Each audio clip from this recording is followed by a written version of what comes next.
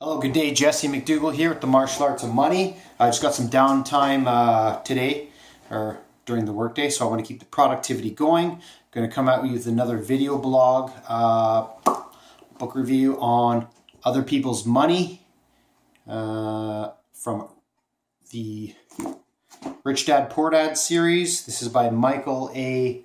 Letcher, Esquire. I'm not really sure what that means. What does that mean when somebody puts ESQ after their name? I don't know. I'll look it up. So this basically, out of this book, the concept is using other people's money and resources, leveraging their resources, their money in exchange for you giving them your service, which is your time. You might have a technical trade.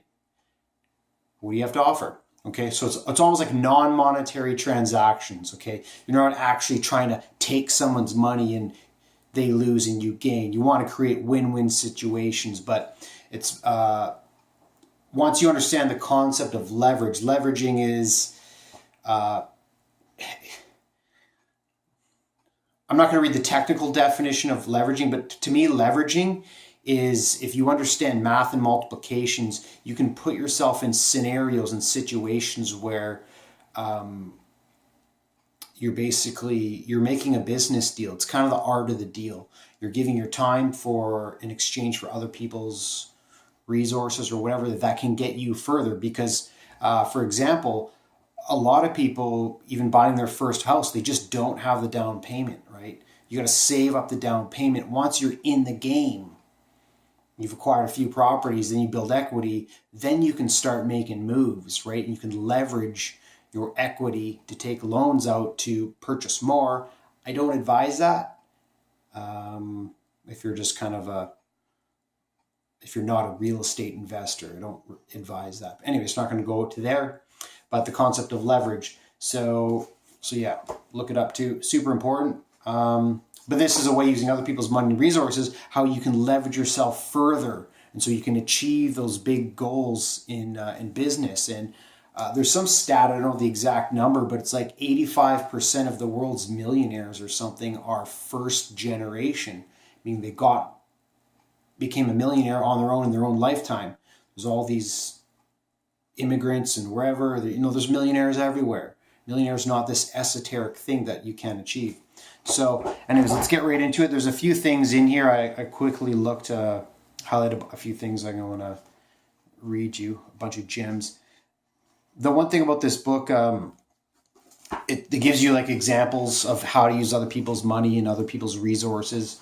And it's very, like the Rich Dad Poor Dad series is for beginner people. So for me, it's like, this is kind of a long book, 300 pages on using other people's resources and money. Like I kind of got it after a while. So I found I was just kind of pounding the same thing over and over. But at least I understand now for the rest of my life, if I can use other people's resources and other people's money, that's great. And then if other people can use my resources and my money, that's great as well, if it's a win-win.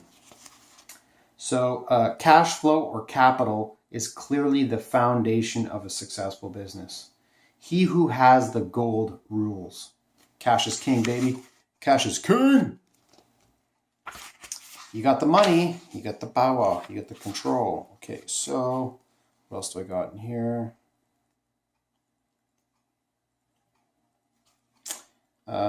This is about a license agreement is perhaps the ultimate use of other people's resources.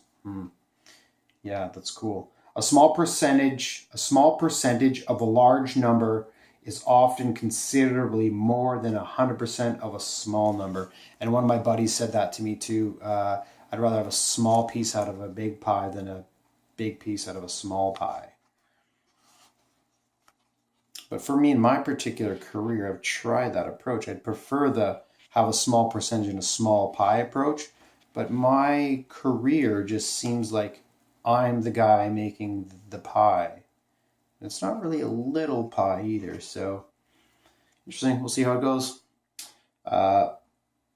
If you know that you do not meet the investment criteria, you should not waste your time or the potential investors.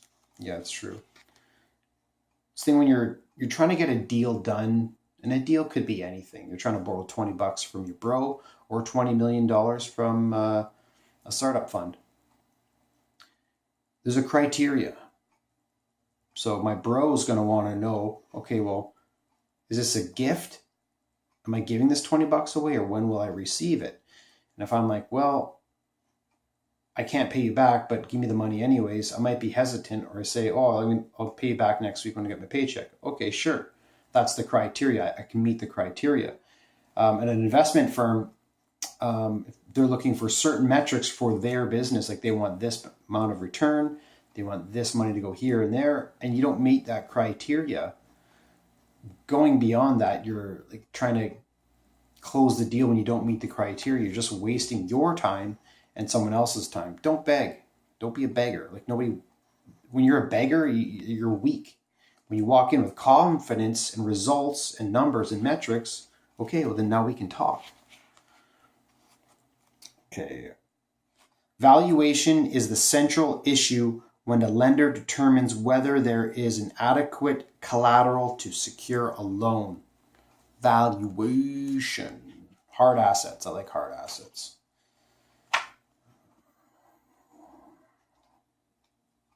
Here's one. The extras can come after your business is generating positive cash flow from operations. Positive cash flow. Positive cash flow. Cash is king.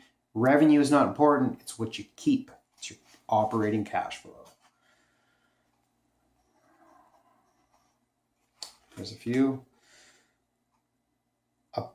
On patents. A reputable patent attorney will typically not file a patent application on an invention that he or she knows is not patentable. Okay. Sophisticated investors typically have their own patent attorneys. Attorneys assess the patent application with respect to the patentable and probable scope. A bulletproof opinion, if there is such a thing, would require so much an investigation, it would probably be cost prohibitive. Once you have a prototype, you can demonstrate your credibility. These are just random things I'm throwing out here. I'm just flipping through the book. Stuff I highlighted. Sometimes I highlight different things depending on what I'm trying to, what I'm focused on. Cool. Other people's money. Other people's resources. Boring book, I will be honest, but it is useful. I've recognized many times where I can use other people's money, other people's resources, and my money and my resources that other people can use.